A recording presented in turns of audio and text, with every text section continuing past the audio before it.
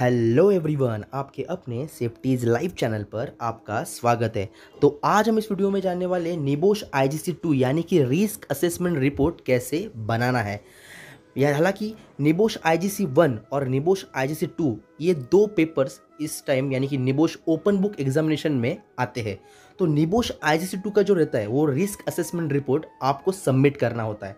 तो ये जो रिपोर्ट है वो आपको कैसे बनाना है उसके बारे में आज इस वीडियो में मैंने पूरी इन्फॉर्मेशन इस वीडियो में डाल दी है। तो ये आज वीडियो थोड़ी लेंदी होने वाली है पर पूरी इन्फॉर्मेशन आपको इस वीडियो में मिल जाएगी। निबोश IGC-2 का जो पेपर होता है यानी कि रिस्क असेसमेंट रिपोर्ट जो होता है वो 4 हिस्सों में बांटा जाता है। फर्स्ट होता है पार्ट वन यानी बैकग्राउंड ऑफ ऑर्गेनाइजेशन, यानी कि ऑर्गेनाइजेशन के बारे में आपको पूरी इन्फॉर्मेशन पार्ट 1 में देनी है। देन पार्ट 2 रिस्क असेसमेंट, यानी कि मेन जो पार्ट रहता है, जो रिस्क असेसमेंट का जो मेन पार्ट है, जो हजार्ड्स आप इन्वॉल्व करने वाले हो वो पार्ट 2 में करोगे।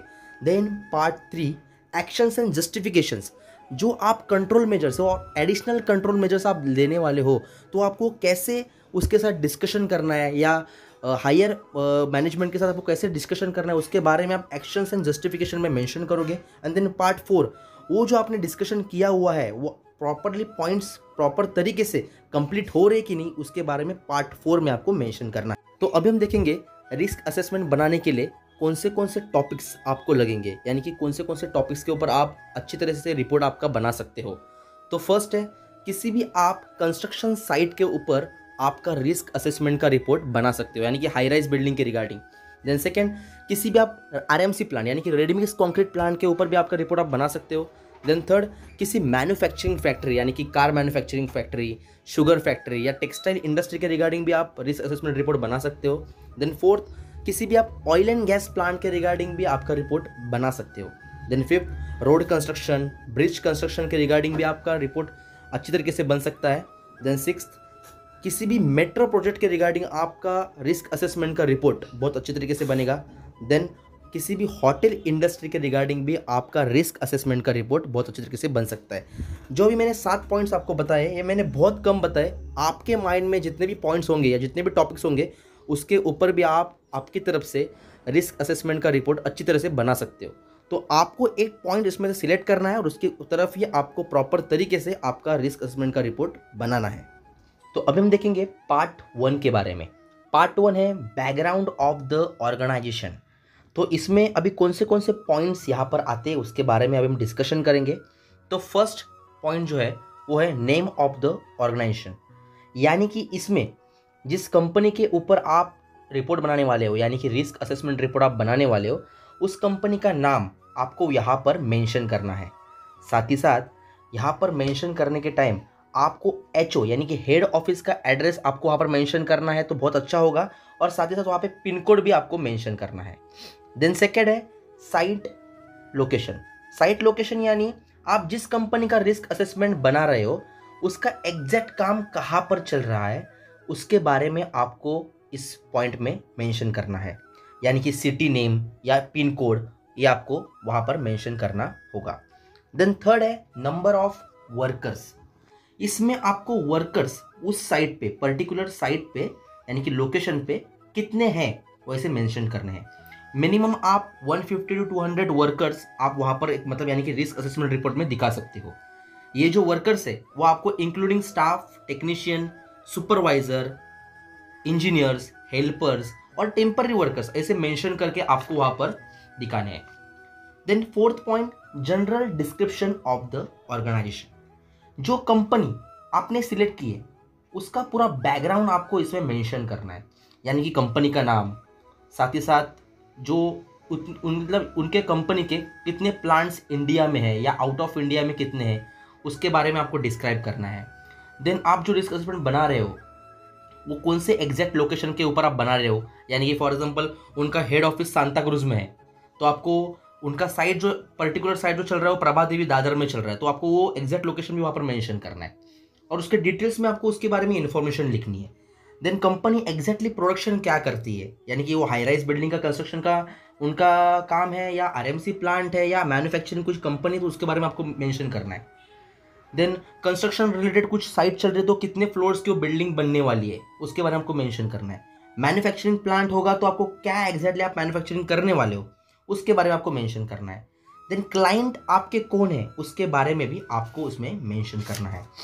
यदि आप कंस्ट्रक्शन साइट सिलेक्ट कर रहे हो तो कौन से मशीन उसमें आप यूज़ करने वाले हो या क्या यूज़ करने वाले हो उसके बारे में पूरी इन्फॉर्मेशन आपको उसमें मेंशन करनी है। उसके बाद आपका आप किसके बारे में काम करने वाले हो, यानी कि बिजनेस सेंटर है या प्लेग्राउंड या जिम के रिगार्डिंग आप कुछ काम कर रहे हो, कंस्ट्रक्शन है उसमें, मतलब कुछ अभी हाई राइज बिल्डिंग में जिम वगैरह भी आ चुके हैं तो उसका भी कुछ कंस्ट्रक्शन आप करने वाले हो, ये सब कुछ पॉइंट्स आपको उसमें मेंशन करने हैं। देन आपको उसमें वर्किंग हावर्स वो भी आपको मेंशन करना है, साथ ही साथ वो काम कितने टाइम्स में कि चलने वाला है वो भी आपको मेंशन करना है। देन अगर नॉर्मल ड्यूटी है और ओवर टाइम भी चलने वाला है तो उसके बारे में भी आपको इस पॉइंट में मेंशन करना है। देन वर्कर्स को वीक ऑफ कभी मिलेगा और कैसे होगा उसके बारे में भी आपको इस पॉइंट में मेंशन करना है। और ये मेन बात ये है कि आपको ये जो ब्लॉक है यानी कि जनरल डिस्क्रिप्शन ऑफ ऑर्गेनाइजेशन, ये जो पॉइंट है आपको 150 टू 200 वर्ड्स में ही मेंशन करना है।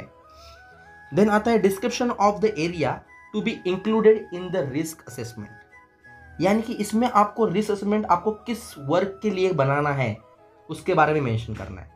यानी कि ऐसे कंस्ट्रक्शन होगा तो वहाँ पे एक्सकैवेशन होने वाला है, शटरिंग होने वाला है या स्कैफोल्डिंग आप यूज़ करने वाले हो, हाइट वर्क चलने वाला है, उसके रिलेटेड आपको इन्फॉर्मेशन वहाँ पे डालनी है। देन आरएमसी प्लांट होगा तो पैन मिक्सर या स्टोर गोडाउन, इलेक्ट्रिक रूम के बारे में आपको रिस्क असेसमेंट बनाना है, उसके बारे में आपको इन्फॉर्मेशन उसमें देनी पड़ेगी। देन लास्ट पॉइंट आता है एनी अदर रिलेवेंट इन्फॉर्मेशन, यानी कि उस कंपनी का मेन हेड पर्सन या सीईओ या इंजीनियर कौन है, यानी कि ये रोल प्रॉपर रिस्पॉन्सिबल पर्सन वहाँ पर कौन है उसके बारे में आपको मेंशन करना है। और रिपोर्टिंग पर्सन कौन रहने वाला है उसके बारे में आपको उस पॉइंट में आपको मेंशन करना है। देन आता है विच सोर्सेस ऑफ इंफॉर्मेशन, यानी कि आप ये जो रिपोर्ट बनाने वाले हो आप कौन से सोर्सेस की हेल्प लेने वाले हो, यानी कि रिस्क असेसमेंट बनाने के लिए आप किससे हेल्प लिया है। यानी कि फॉर एग्जांपल आईएलओ से आपने कुछ हेल्प लिए है, यानी कि आईएलओ कन्वेंशन और रिकमेंडेशंस के रिगार्डिंग आपने कुछ हेल्प लिए तो उसके बारे में आपको मेंशन करना है। या एनी कुछ सोर्सेस अदर सोर्सेस से आप कुछ हेल्प ले रहे हो तो उसके बारे में आपको इन्फॉर्मेशन उसमें मेंशन करनी है। यानी किसी साइट पे आप कुछ विजिट किया है तो उसके बारे में भी आपको वहाँ पर उसमें मेंशन करना है।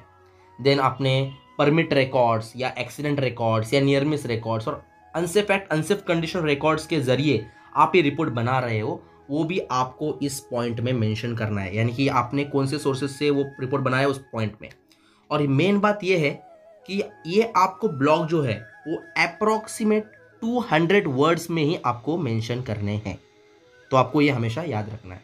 अभी हम देखेंगे पार्ट टू यानी रिस्क असेसमेंट रिपोर्ट का मेन पार्ट, यानी कि रिस्क असेसमेंट। इसमें आपको हजार्ड्स और हजार्ड्स कैटेगरी इन्वॉल्व करके प्रॉपर तरीके से एक रिपोर्ट बनाना होता है। फर्स्ट पॉइंट है हजार्ड कैटेगरी एंड हजार्ड्स। बहुत से स्टूडेंट हजार्ड्स और हजार्ड्स कैटेगरी में कंफ्यूज होते हैं, यानी कि वो हजार्ड्स के जगह पे हजार्ड्स कैटेगरी मेंशन करते हैं और हजार्ड्स कैटेगरी के जगह पे हजार्ड्स मेंशन करते हैं। तो आपको वैसे कुछ भी करना नहीं है, कन्फ्यूजन होना नहीं है। तो इसीलिए आपको पहली बात तो टाइप्स ऑफ हजार्ड्स कैटेगरी और उससे होने वाले हजार्ड्स कौन से हैं उसका पहला स्टडी करना होगा और उसके बाद ही आपको ये पॉइंट यानी कि पार्ट 2 आपको बना के करना है। तो इसीलिए आप कंफ्यूज ना हो, इसीलिए मैंने इसके पहले ही टाइप्स ऑफ हजार्ड्स कैटेगरी के बारे में वीडियो बना के रखी हुई है। मैं उसकी लिंक इस डिस्क्रिप्शन के नीचे यानी कि इस वीडियो के डिस्क्रिप्शन के नीचे पुटअप करने वाला हूँ, तो वो आप देख सकते हो। तो उसको यानी कि उसके बारे में आपको पूरी इन्फॉर्मेशन उस वीडियो में मिल जाएगी। तो फॉर एग्जांपल मैं कन्फाइंड स्पेस का हजार्ड कैटेगरी ले रहा हूँ, तो कन्फाइंड स्पेस एक हजार्ड कैटेगरी है, पर उसके वजह से जो हजार्ड्स होने वाले वो है डिजीनेस और सफोकेशंस। और कोई एक वर्कर पैर फिसल के उसको हजार्ड हो सकता है, यानी कि चोट लग सकती है, तो वो एक हजार्ड है। देन नॉइज एक हजार्ड कैटेगरी है और उससे कुछ वर्कर को क्रोनिक इफेक्ट या लैक ऑफ कॉन्सेंट्रेशन कभी कभी हो सकता है, तो वो एक हजार्ड से। देन सेकेंड आता है वो might be harm and how. तो कन्फाइंड स्पेस में जो कोई काम करने जाने वाले हैं तो ऐसे कोई वर्कर्स ही होंगे, तो उनको कुछ होने वाला है, यानी कि उनके साथ ही कुछ एक्सीडेंट होने वाला है, तो किसको होगा, तो वर्कर्स को ही होगा या सुपरवाइजर को ही होगा जो वहाँ पर अवेलेबल होंगे। और वो कैसे, यानी कि उसका परिणाम कैसे होगा, यानी कि कैसे वो एक्सीडेंट होने वाला है, तो वो भी आपको इस पॉइंट में मेंशन करना है। यानी कि वो हजार्ड्स कैसे वर्करों को, यानी कि स्लिपरी फ्लोर होगा तो उनका पैर फिसल के उनको कुछ लग सकता है या चोट लग सकती है, वो आपको ऐसे कुछ मेंशन करना है। Then third, what are you already doing, यानी कि आपको हजार्ड्स ये रोकने के लिए आपने ऑलरेडी कौन से प्रिकॉशंस वहाँ पर ली हुई है, उसके बारे में आपको इसमें मेंशन करना है। फॉर एग्जांपल कन्फाइंड स्पेस एक हजार्ड है या हजार्ड कैटेगरी है, तो उसको क्लोज करने के लिए, यानी कि उसको, उसके लिए हजार्ड्स को कंट्रोल करने के लिए आपने ऑलरेडी कौन से कंट्रोल मेजर्स वहाँ पे लिए, प्रिकॉशंस लिए, तो वो आपको मेंशन करनी है। For example work permit system हमने फॉलो किया है या ऑथोराइज पर्सन्स को आपने वहाँ पे अलाउड किया है, तो आपको फॉलो करना है। पर सबसे इम्पॉर्टेंट बात यह है, आपको कंट्रोल मेजर और एडिशनल कंट्रोल मेजर जो मेंशन करने हैं वो हायरार्की ऑफ कंट्रोल के बेस पे ही आपको वहाँ पर पुटअप करने हैं। यानी कि फॉर एग्जांपल कन्फाइंड स्पेस एक हजार्ड कैटेगरी है और उससे कुछ हजार्ड होने वाला है, तो आप डायरेक्ट वहाँ पर पीपी देंगे, यानी कि प्रोवाइडर्स को हम पीपी प्रोवाइड करेंगे, ऐसे फर्स्ट पॉइंट ही लिखना नहीं है। तो फर्स्ट ऑफ ऑल आपको एलिमिनेशन का जो पॉइंट होगा वो आपको वहाँ पे डिस्कस करना है, तो मेंशन करना है।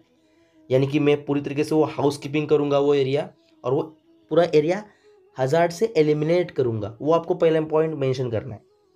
देन आप इंजीनियरिंग कंट्रोल वहाँ पे क्या करोगे, तो लोटोडो अप्लाई करोगे, तो एक इंजीनियरिंग कंट्रोल हो गया। देन पीपीई, लास्ट पॉइंट आपका पीपीई का मेंशन होना चाहिए। तो आपको कंट्रोल मेजर्स और एडिशनल कंट्रोल मेजर, यानी कि what further controls of action are required, ये कॉलम आपको हायरार्की ऑफ कंट्रोल के हिसाब से ही कंप्लीट करना है।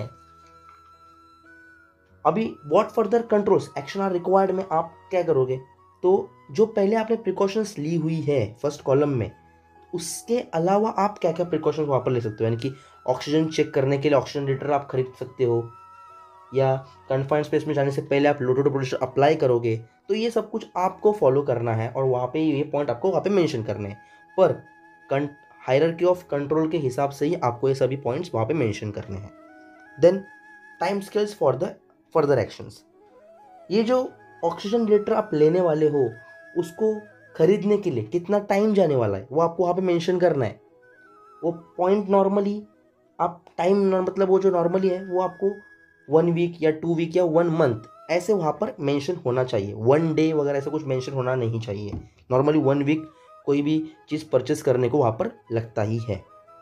देन लास्ट ऑप्शन, यानी कि लास्ट पॉइंट जो है वो है रिस्पॉन्सिबल पर्सन जॉब, यानी कि आपको ऑक्सीजन डिटेक्टर जो खरीदना है उसके लिए आपको किससे परमिशन लेनी है और किससे आपको अप्रूवल लेना है, यानी कि प्रोजेक्ट मैनेजर होगा या आपके कोई हेड या इंजीनियर से आपको परमिशन लेनी होगी, तो वो आपको पूरी तरीके से उसमें मेंशन करना है।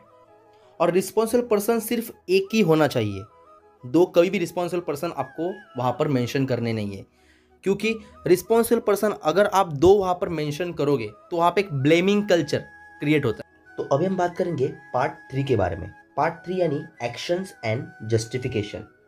एक्शंस एंड जस्टिफिकेशन में फर्स्ट पॉइंट जो आता है वो है priorities of 3 actions and justify. इसमें आपको मैनेजमेंट के साथ जो आपने एडिशनल कंट्रोल मेजर में, यानी कि ऊपर जो कुछ पॉइंट्स एडिशनल कंट्रोल मेजर में मेंशन किए हैं उसके बारे में आपको मैनेजमेंट के साथ डिस्कशन करना है। मेन बात यह है, जो भी एडिशनल कंट्रोल मेजर्स आपने ऊपर जितने भी मेंशन किए वो सभी के बारे में आपको उस पर डिस्कशन करना नहीं है। जो हाई प्रायोरिटीज़ में जितने भी आपको प्रॉब्लम जल्दी से जल्दी सॉल्व करने हैं, यानी कि जो प्रॉब्लम जो हाई प्रायोरिटी पे है उसके साथ ही आपको मैनेजमेंट के साथ डिस्कशन करना है, और ये पॉइंट्स यानी कि वो एडिशनल कंट्रोल मेजर्स मैनेजमेंट के सामने आपको रखने हैं।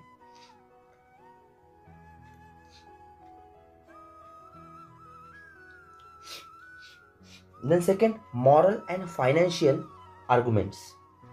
इसमें आपको कंपनी में काम करने वाले वर्कर्स के साथ साथ उसके फैमिली के बारे में, यानी कि आप जो सोचोगे उसके बारे में मेंशन करना है। यदि वर्कर का एक्सीडेंट होता है तो उसके बाद उसके साथ ही फैमिली के साथ, यानी कि फैमिली के ऊपर उसका क्या असर होगा यह आपको इस पॉइंट में मेंशन करना है। Then safety and health culture improve अगर उस कंपनी में फॉलो नहीं हो रहा है या इम्प्रूवमेंट नहीं है, तो उसका क्या असर कंपनी के ऊपर होगा और कौन से फाइनेंशियल प्रॉब्लम वहाँ पर कंपनी को भी फेस करने होंगे, उसके बारे में आपको इस पॉइंट्स में मेंशन करना है। मेन बात यह है कि आपको इसमें 350 to 450 वर्ड्स ही मेंशन करने हैं। देन थर्ड पॉइंट है एक्शन। फॉर एग्जाम्पल, जैसे कि मैंने पहले कन्फाइंड स्पेस के एग्जाम्पल्स आपको दिए हैं, उसमें ऑक्सीजन डिटेक्टर जो मशीन है वो खरीदने के बाद ऑक्सीजन एफिशिएंसी और ऑक्सीजन डेफिशिएंसी के बारे में इंफॉर्मेशन मिल जाती है। तो वो जो हजार्ड है, यानी कि ऑक्सीजन डिटेक्टर लेने के बाद कैसा वो प्रॉब्लम सॉल्व होने वाला है, तो उसी के लिए आपको वो हजार्ड कैटेगरी और प्रॉपर हजार्ड जो एडिशनल कंट्रोल मेजर में आपने जो पॉइंट मेंशन किया है, और वो आपको फर्स्ट ऑफ ऑल लेने हैं। यानी कि अभी स्टेप बाय स्टेप आपको 3 एक्शंस यानी कि 3 एडिशनल कंट्रोल मेजर्स आपको वहाँ पर मेंशन करने होंगे। Okay, then specific legal arguments, जो आपने एक्शन वहाँ पर ऊपर लिए हुए, यानी कि 3 आपको स्पेशली एक्शन यानी कि 3 आपको एडिशनल कंट्रोल मेजर्स लेने ही है। तो उसमें से आप एक्शन लेने वाले हो, तो उसका लीगल आर्गुमेंट्स क्या है वो आपको इसमें मेंशन करना है। ये लीगल आर्गुमेंट्स आपको HSC के साइट पे मिल जाएंगे, साथ ही साथ RRC नोटबुक या RRC बुक में भी आपको मिल सकते हैं। आप उसको रिफर करोगे तो आपको पूरी इन्फॉर्मेशन उसमें मिल जाएगी।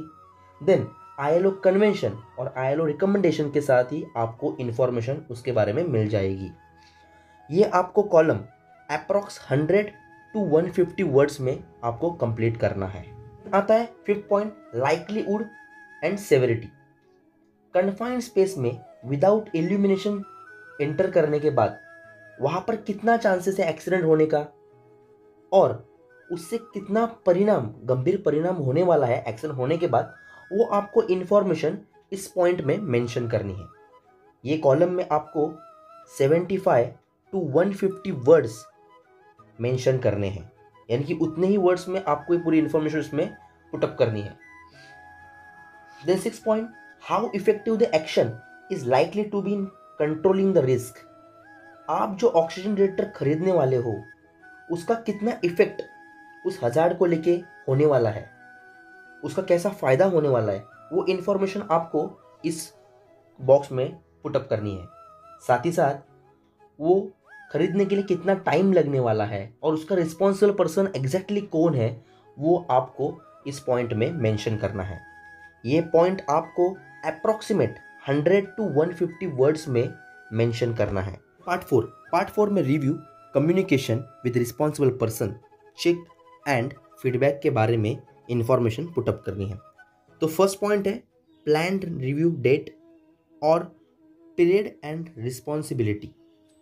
इसमें आपको ऊपर जितने भी पॉइंट्स, जितने भी हजार्ड्स, जितने भी एडिशनल कंट्रोल मेजर्स और कंट्रोल मेजर्स आपने मेंशन किए हुए हैं, तो ये कंप्लीट होने के लिए, यानी कि वो जितने भी हजार्ड्स है वो और कंट्रोल मेजर्स है उसके ऊपर लिए हुए, वो पूरे पॉइंट्स, जितने भी अनसेफ एक्ट, अनसेफ कंडीशन जितने भी वहाँ पर अवेलेबल है, वो पूरे कंप्लीट यानी कि क्लोज होने के लिए कितना टाइम पीरियड लगने वाला है, वो टाइम आपको वहाँ पर मेंशन करना है।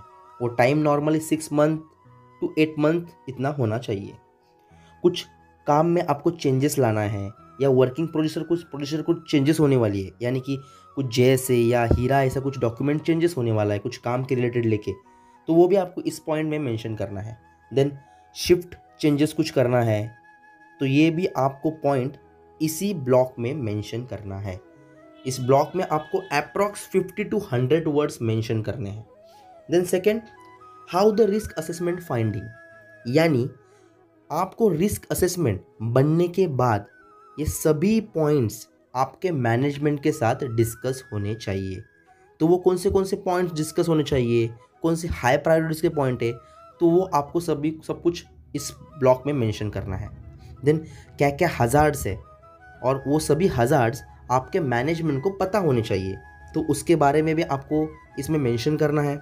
देन उस हजार्ड्स को लेके आप कौन से कंट्रोल मेजर्स वहाँ पर लेने वाले हो पॉइंट क्लोज करने के लिए, तो वो भी आपको कम्युनिकेशन इस ब्लॉक में यानी कि इस पॉइंट में आपको मैनेजमेंट के साथ करना है।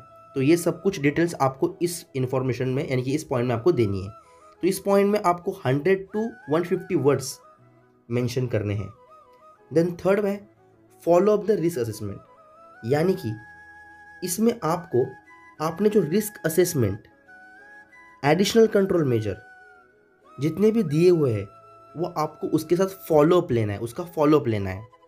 यानी कि आपने एक बार रिपोर्ट बना लिया तो कंट्रोल मेजर्स वहाँ पे आपने लिख दिए हैं, एडिशनल कंट्रोल मेजर्स वहाँ पे लिख दिए, तो उसके बाद रिपोर्ट कंप्लीट हुआ ऐसे नहीं, तो उसका आपको फॉलो अप भी लेना है कि ये डेफिनेटली वो हज़ार्ड्स प्रॉपर टाइम में कंप्लीट हो रहा है कि नहीं, ये भी आपको चेक करना है।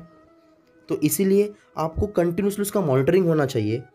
उसके बाद एवरी 15 डेज आपको आपके मतलब रिस्पॉन्सिबल पर्सन को जो रिस्पॉन्सिबिलिटी पर्सन है उसको रिमाइंडर देना है उस काम के रिलेटेड या उस हज़ार्ड के रिलेटेड या कंट्रोल मेजर्स के रिलेटेड, और वैसे आपको फॉलो अप लेके ये जो लास्ट पॉइंट है आपको कंप्लीट करना है। यानी कि जो रिस्क असेसमेंट में आपने ऊपर जितने भी हज़ार्ड्स वहाँ पर मेंशन किए हैं, hazards category, hazards control measure और एडिशनल कंट्रोल मेजर्स, वो प्रॉपर टाइम पीरियड में प्रॉपर रिस्पॉन्सिबल पर्सन्स के साथ कंप्लीट करके लेने हैं। तो ये सभी पूरी इन्फॉर्मेशन इस पॉइंट में आपको पुटअप करनी है। रिस्क असेसमेंट रिपोर्ट बनाने के लिए कौन से इंपॉर्टेंट पॉइंट्स की तरफ आपको ध्यान देना है उसके बारे में हम अभी चेक करेंगे। तो first of all, select the knowledgeable topic for risk assessment report, यानी कि आपको रिस्क असेसमेंट रिपोर्ट बनाने से पहले एक प्रॉपर टॉपिक आपके दिमाग में सेट करना है और उसके ऊपर ही आपको प्रॉपर तरीके से रिपोर्ट बनाना है। Then second, select the correct hazard category and hazards, यानी कि मैंने वहाँ पे डिस्कशन किया था पार्ट 2 में ही कि आप कोई स्टूडेंट्स हज़ार्ड्स के जगह पे हज़ार्ड्स कैटेगरी मेंशन करते हैं और हज़ार्ड्स कैटेगरी की जगह पे हज़ार्ड्स मेंशन करते हैं, तो आपको वो गलती करनी नहीं है। तो उसकी तरफ आपको थोड़ा ध्यान देना है और प्रॉपर तरीके से हज़ार्ड्स कैटेगरी और हज़ार्ड्स की वहाँ पर मेंशन करने हैं। Then third, control measures and additional control measures put on the report based on the hierarchy of control method. Hierarchy of control method यानी elimination, substitution, engineering control, administrative control और PP, ये जो 5 steps है वो उसको लेके ही, उसको base में रख के ही आपको कंट्रोल मेजर और एडिशनल कंट्रोल मेजर पुटअप करने हैं। Then fourth, select only 3 additional control measures for action and justification. Only आपको 3 एडिशनल कंट्रोल मेजर्स लिखने हैं, वहाँ पर मेंशन करने हैं एक्शन और जस्टिफिकेशन के लिए। Then fifth, mention only 1 responsible person in responsibility column. Then sixth, check the words count, यानी कि जो वर्ड्स काउंट वहाँ पर जितना भी मेंशन है 50 to 100 वर्ड्स, 100 to 150 वर्ड्स, वही आपको फॉलो करना है। उससे ज़्यादा और उससे कम आपको मेंशन करना नहीं है। Then 7, mention minimum 12 to 13 hazards category in part 2, यानी कि पार्ट 2 के कॉलम में आपको मिनिमम 12 हज़ार्ड्स वहाँ पर मेंशन करने ही हैं। Then 8, write your full name and learner number on your every page. Means risk assessment आप जो बनाओगे उसके हर एक पेज के नीचे यानी कि फुटर साइड पे आपका नाम और लर्नर नंबर प्रॉपर तरीके से पुटअप करना है याद से, और लर्नर नंबर हर एक पेज पे वही है कि नहीं वो पहले चेक करना है, और उसके बाद ही आपका रिस्क असेसमेंट का रिपोर्ट आपके सीनियर को सबमिट करना है। तो ये पॉइंट्स आपको हमेशा याद रखने हैं और इस पॉइंट्स को लेके ही आपको रिस्क असेसमेंट रिपोर्ट पूरी तरीके से कंप्लीट करना है। तो आज हमने इस वीडियो में निबोश IGC 2 यानी कि रिस्क असेसमेंट रिपोर्ट कैसे प्रिपेयर करना है उसके बारे में इंफॉर्मेशन ली है। साथ ही साथ उसमें रिपोर्ट बनाने के टाइम कौन सी इंपॉर्टेंट पॉइंट्स वहाँ पर चेक करने हैं उसके बारे में भी इंफॉर्मेशन हमने इस वीडियो में ली है। मैं आशा करता हूँ ये कि वीडियो आपको ज़रूर पसंद आई होगी। अगर ये वीडियो आपको पसंद आई तो प्लीज़ अपने दोस्तों के साथ इस वीडियो को ज़रूर शेयर कीजिए। तब तक के लिए धन्यवाद।